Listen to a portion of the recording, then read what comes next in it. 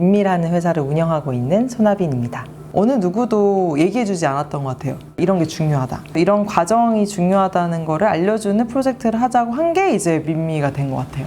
저 같은 사람도 했는데 못할 리가 없다. 동반자 같은 책이라 생각하거든요. 이걸 읽으면 시다르타의 삽질도 나오잖아요. 지금의 나에게 주는 의미가 있다고 생각을 하거든요.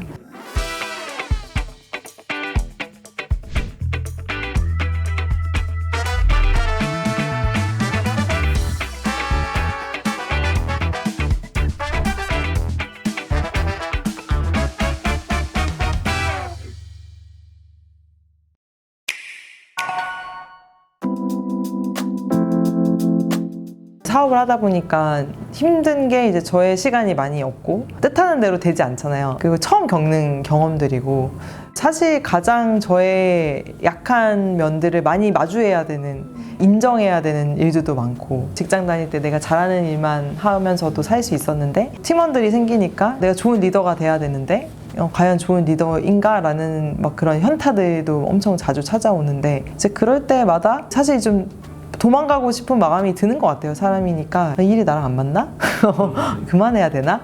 막 이런 생각이 들 때마다 솔직하게 물어보는 작업들을 많이 했던 것 같아요. 너무 고통스러우면은 빠져 있잖아요. 이제 겉에서 보는 거죠. 나의 어떤 상황을. 그 안에서 벗어나려고 하는 것 같아요. 그게 제일 도움이 되는 것 같고요. 그 다음에 달리기 같은 메타포를 찾는 거예요. 그러니까 달리기를 좋아하는 이유가 지구력 이런 건 좋은데 진짜 운동 못 해요. 그래서 무슨 운동을 해도 빨리 안 늘어요. 다른 사람에 비교해서. 그래서 항상 재미를 못 느끼거든요. 근데 달리기는 무조건 늘고 10km를 달려도 되게 힘들다가 포짝포짝 뛰는 느낌이 들 때가 있거든요. 힘들어야 되는 때인데 갑자기 기분 엄청 좋아지면서 몸이 가벼워지는 때가 와요. 정말 정직한 운동이니까 그래서 이제 달리기를 좀 많이 하는 편인 것 같아요. 힘들 때.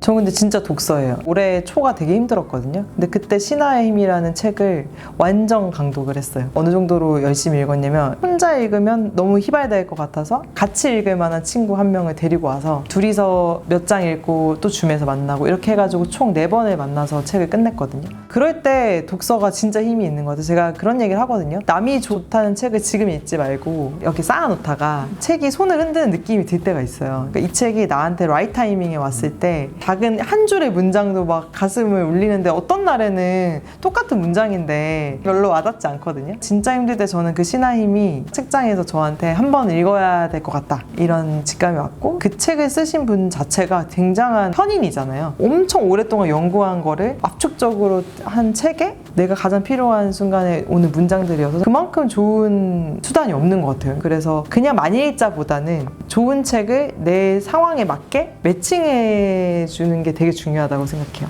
그래서 타이밍을 찾습니다. 항상. 정신건강이 진짜 어려운 거는 눈에 보이지 않는다는 게 맹점인 것 같아요. 거울을 보면 기미나 살이 찌거나 이런 것도 느낄 수 있고 운동을 조금만 해봐도 호흡이 가쁘면 감각적으로 느낄 수 있잖아요. 근데 정신은 감각의 영역이 아니다 보니까 못 느끼는 건데 반대로 느끼기 시작하면 엄청 느낄 수 있는 영역이거든요. 거울을 많이 둬야 되거든요. 나를 볼 수 있는 거울. 독서도 그 거울 중에 하나인 것 같아요. 내 생각과 계속 반추할 수 있고 그 사람의 얘기와 내 얘기가 맞는지 안 맞는지를 계속 비교하는 자체가 하나의 거울이기 때문에 저는 독서도 되게 좋은 거울이라 생각해서 정신건강에 관심 가지기 시작하면 다 독서에 관심을 가져요.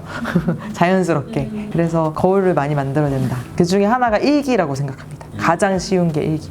진짜 하나같이 추천하는 게 일기예요. 한국뿐만 아니고 전 세계적으로. 적는다라는 행위에서 객관화가 이미 일어나고요. 그리고 문법을 지키다 보면 생각을 고르게 되고 고르다 보면 계속해서 사유를 안 할 수가 없어서 보통은 손으로 일기 쓰라고 하거든요. 속도가 타이핑을 못 따라가요. 마음의 속도가. 타이핑이 훨씬 빠르거든요. 그래서 독서랑 되게 비슷하게 일기도 되게 좋은 것 같고 그래서 저는 제일 많이 추천드리는 게 일기예요, 사실. 어머니가 되게 독립적이셨고 자기가 원하는 삶에 대한 의지가 되게 강했던 것 같고 그거를 알게 모르게 영향을 받았다라는 것도 이제 나중에는 알았어요. 제가 가지고 있는 어떤 재능이나 이런 강점들이 발휘가 됐던 건 이제 어머니가 주셨던 되게 큰 지지도 있지만 결핍도 당연히 있었고 근데 그게 저를 되게 많이 성장시켰던 부분이구나. 지금도 어떤 일을 하든 되게 지지를 해주는 성격이셔서 어머니의 삶도 그렇게 또 살고 계시고 자기가 계속 도전하고 그래서 되게 영감을 주는 저의 되게 큰 멘토인 것 같아요. 어머니에 대한 회고를 많이 했거든요. 엄마가 아닌 한 인간으로서 이제 보니까 새롭게 보게 됐던 것 같아요. 마침 그때 마케팅을 하고 있었는데 어머니가 브랜드인 거예요. 자기 철학이 있고 캐릭터가 있고 아우라가 있어요. 자기 결이 있는 거예요. 그래서 어머니가 나를 좀 키워줬으면 이제 어머니를 제가 키울 수 있는 자산이 있을 것 같다. 어머니는 인정을 받으신 적이 별로 없어요. 그러니까 가족 안에서도 어머니가 당연한 거잖아요. 어머니가 쌓아온 것을 타인으로부터 인정받는 시간을 무조건 줘야겠다 생각했고 그게 금자씨 부엌이었고 실제로 그게 되게 큰 성취를 줬던 것 같아요. 한 달에 딱 8번 했어요. 신청자를 원테이블로만 받았는데 이게 어떻게 입소문이 나가지고 열면은 거의 10분 만에 마감이 됐어요. 8개월 한 게 자산이 돼서 최근에 요리책도 이제 준비하고 있고요. 아직도 좀 의심을 하시긴 해요. 자기 음식이 그렇게 특별하지 않은데 왜 요리책을 내자고 하지? 이러지만 이제는 촬영도 많이 하시고 막 이래서 예전에 비해서 되게 능숙해지시고 자신감도 많이 가지시고 그게 이제 어머니 프로젝트였던 것 같아요. 이 소설이 지금 현실과도 너무 닮아 있다고 왜 생각했냐면 민미를 하면서 팔로우십이 진짜 강하다는 걸 내가 많이 느끼거든요. 잘된 사람들을 엄청 팔로우하고 싶어 하고 그 사람들과 되게 친분을 사고 싶어 하고 근데 그 사람들의 과정 자체에 되게 큰 관심이 있다기보다는 빨리 비법을 알고 싶어 하는 것 같아요. 그래서 항상 하우투를 진짜 많이 물어봐서 놀랄 때가 되게 많아요. 약간 이것마저도 하우투를 물어보나? 그러니까 거의 이런 수준이죠. 자기가 어떤 방법을 설계할 수 있다는 생각이 너무 약해져 있다고 생각하고 고빈다는 그런 친구인 것 같아요. 열망이 똑같이 있는데 옆에 있는 시타르타를 따르고 시타르타가 제일 자기 친구 중에서는 뭔가 멋진 친구인 것 같고 시타르타는 어떻게 보면은 그럼에도 불구하고 자기 목소리를 되게 들으려고 하는 사람? 뭔가를 쫓는 자와 개척하는 자의 딱 그 두 가지 모습인 거고 자기답게 살려면 결국 너가 스스로 깨우치는 거야 라는 말을 해주는 게 우리 시대의 사람들한테 너무 맞는 말인 것 같아요. 그런 얘기를 이 시타르타에서 해주는 것 같아서 그냥 너무 와닿았어요. 고빈다도 너무 와닿았고 불안하니까 쫓는 거고 결국 끝을 보면 시타르타 같은 친구가 자기의 깨달음을 얻은 거니까 이 책에 그런 용기를 주는 부분도 있다고 생각을 합니다. 제가 제일 중요하게 생각하는 특징이 딱 있는데 북스마트와 스트리트스마트가 밸런스가 있는 두 가지를 다 가진 사람이 되고 싶고 그런 사람과 일하고 싶다고 하는데 그러니까 북스마트는 책을 통해 지식을 통해서 똑똑해지는 것 스트리트스마트는 정말로 바깥에 나가서 몸으로 부딪혀서 얻는 경험 지식이라 생각하거든요. 경험 지식으로만 있는 사람들의 또 위험함은 자기가 경험한 게 다거든요. 내가 해봐서 다 알아 이게 이제 그 경험 지식인데 또 북스마트인 사람은 해본 적이 없는 거예요. 사업을 글로만 배운 사람들 이런 사람들은 뭔가 설명은 잘하고 조언은 많이 하는데 사실 겪어보지 못했고 저는 두 가지를 다 제 인생에서 중요하게 생각하고 그래서 책도 열심히 읽으려고 하지만 스트리트스마트적인 삶을 지금 훨씬 많이 살고 있거든요. 그래서 뭔가를 하면 무조건 실수가 일어나죠. 비밀하고도 어마무시하게 실수를 많이 했고 개발 사기도 당하고 진짜 많이 잃고 그러니까 남들이 봤을 때는 저거 조금만 계산해서 시도를 안 할 것과 할 거를 결정했었으면 되는데 왜 다 시도해가지고 이런 얘기도 많이 듣는데 결국엔 전 제가 해보지 않으니까 말을 안 듣더라고요. 정말 많은 조언 해주시거든요. 개발 사기 얘기도 왜 안 들었겠어요. 근데 제가 이제 경험을 해보니까 내가 어떤 부분이 부족한지 이제 알겠더라고요. 그래서 여전히 실수 너무 많이 하고요. 그거를 해봐야지만 다음 실수를 안 한다는 생각은 하고 있어요. 근데 좋은 책을 또 많이 읽고 그러면 이제 실수 줄일 수는 있겠죠. 그래서 시타르타가 저는 맞다고 생각이 좀 들었어요. 왜냐면은 제가 100명의 사학과를 만나면 100명은 다 다른 스토리로 실패하거든요. 그 사람들의 실패 노하우를 아무리 들어봤자 성격이 다 다르잖아요. 그러니까 아무리 비법을 들어도 실수를 막을 수 있는 방법이 없더라고요. 그래서 오히려 내 실수의 사전을 만들어 나가려면 시타르타처럼 일단 나가야지. 그래서 저는 무조건 경험해봐야 된다고 생각합니다.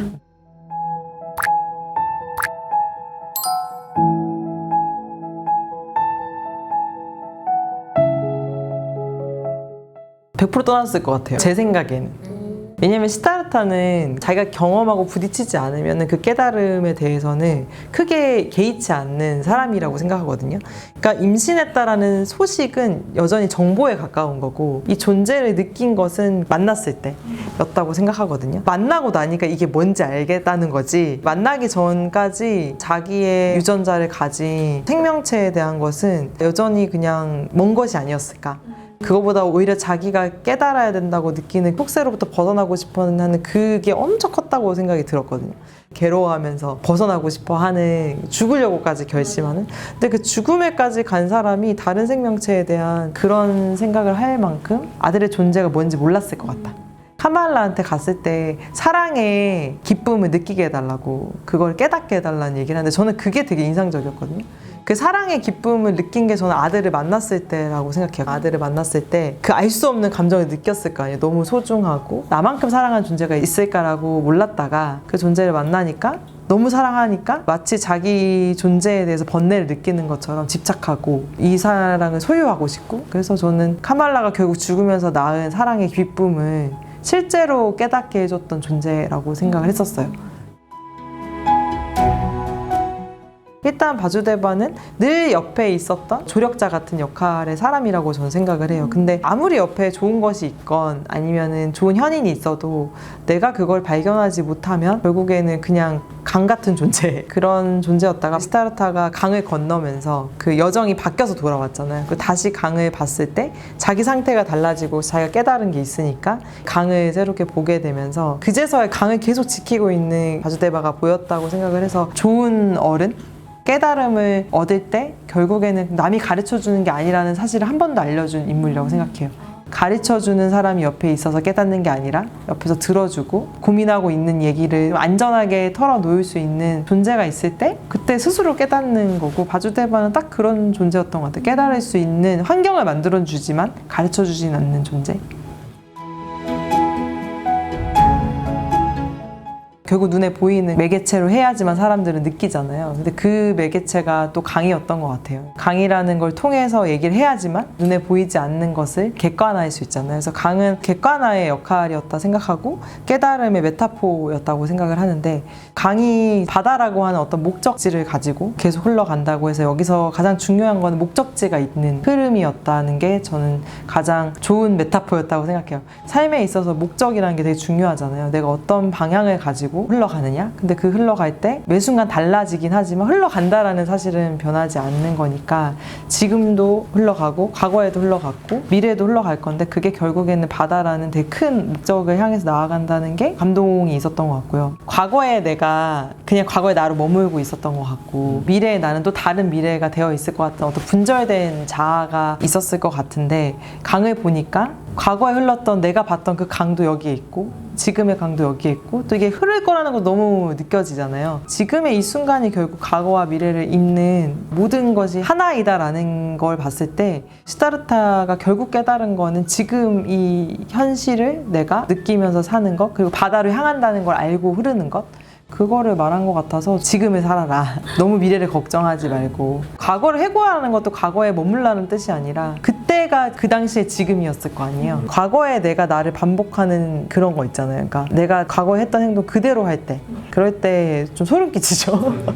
어쩜 이렇게 하나도 안 변했지? 근데 또 반대로 변하던 내가 그 과거의 나를 또 찾아가서 지금의 나를 바꾸기도 하고, 그래서 가장 좋은 메타포를 가지고 온 소설이라 생각해서 진짜 문학이라고도 생각을 했어요. 그래서 되게 문학적으로도 훌륭하다고 생각했던 게 좋은 은유가 이 소설 전체를 지배하고 있기 때문이 아닌가. 네.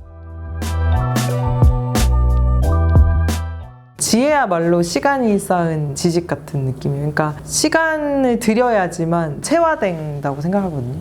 시간이 흐른다고 무조건 지혜가 되는 건 아닌데, 시간의 축적과 흐름이 있는 일이라서 아무나 할 수 없는 거고 누구나 가질 수 없다고도 생각을 해서 지혜는 시간이 필요한 일이라고 생각하고, 그래서 전달이 안 된다고 생각해요. 저는 시간을 판다는 얘기 진짜 많이 하고, 좋은 시간을 써야 되는데 그 좋은 시간을 쓰기가 너무 어려우니까 여기서만큼은 좋은 시간을 쌓게 하는 서비스를 하고 싶다는 거여서, 시간이 결국 돈이라는 말을 하잖아요. 그래서 저는 시간이 중요한 때가 온 것 같아요. 시간이 모두에게 공평하게 주어진 것 같지만 시간을 뺏는 자가 너무 많아서 내 게 아닌 거야. 돈은 아무도 침범할 수 없잖아요. 내가 안 쓰면. 근데 시간 아무나 막 와가지고 도둑질해 갈 수 있다고 생각하거든요. 그래서 시간이야말로 지켜야 되는 것 같아요. 아껴야 되고, 그래서 이제 시간을 중요하게 생각하고 그 시간을 잘 쌓았으면 좋겠다는 게 저희 서비스에서 되게 중요한 포인트입니다. 이별이 가장 죽음에 가까운 감정이었던 것 같아요. 지금 생각을 해보면 그게 회사 이별일 수도 있고 연인과 이별일 수도 있고 친구와 이별일 수도 있는데 이별이 죽음이 된다라는 건 결국 이별에 엄청난 의식을 치러야 된다고 저는 생각하거든요. 엄청 힘들어도 보고 이거에 대해서 곱씹어도 보고 소위 말하면 한승 같은 게 저는 좋지 않다고 생각해요. 왜냐면은 의식을 치러야 되거든요. 죽음을 맞이해야 되는 거예요. 이게 얼마나 아파요. 아프고 고통스럽고 이제 내 것에서 사라져가고 이게 떠나갔고 이런 것들을 느끼는 과정 없이는 깨달을 수가 없는데 사람들은 그걸 느끼고 싶지 않으니까 환승을 하고 그 다음을 애고하고 뭔가를 넘어가려고 하잖아요. 결국에는 그 환승의 여러 번의 경험들은 엄청나게 스노우볼이 돼서 이만큼 커져가지고 오는 것 같아요. 엄청 크게. 그래서 저는 무조건 이별을 해야 된다. 그러니까 끝을 봐야 된다. 끝이 있어야 시작이 있다고 생각하고 시작과 끝은 연결돼 있다란 말 되게 좋아하거든요. 끝을 안 내는 사람은 시작을 못 한다고 생각해요. 남아있는 어떤 잔재들을 가지고 사는 거기 때문에 이별도 진짜 세게 해봐야 된다고 맨날 얘기하는 주의거든요. 저는 이별을 제대로 의식을 치르는 스타일입니다. 저는 시각화가 되어 있거든요. 귀여운 얘가 깨구리였다가 회피하면 이만한 이제 괴물이 돼서 저한테 온다고 느껴져요. 그 고통이. 개인적으로는 회피가 제일 안 좋다고 늘 주장하고 다녀요. 진짜 슬픈 날에도 슬픔이를 상상해요. 슬픔이가 집에 앉아 있는 거예요. 진짜 문을 딱 열었는데 엄청 시커멓고 막 그런 애가 앉아 있어요. 걔랑 같이 밥을 먹는다고 생각해요. 실제로 심리학적으로 시각화라는 얘기를 해봤는데 너무 도움을 많이 받아서 저는 다 시각화가 돼 있어요. 좀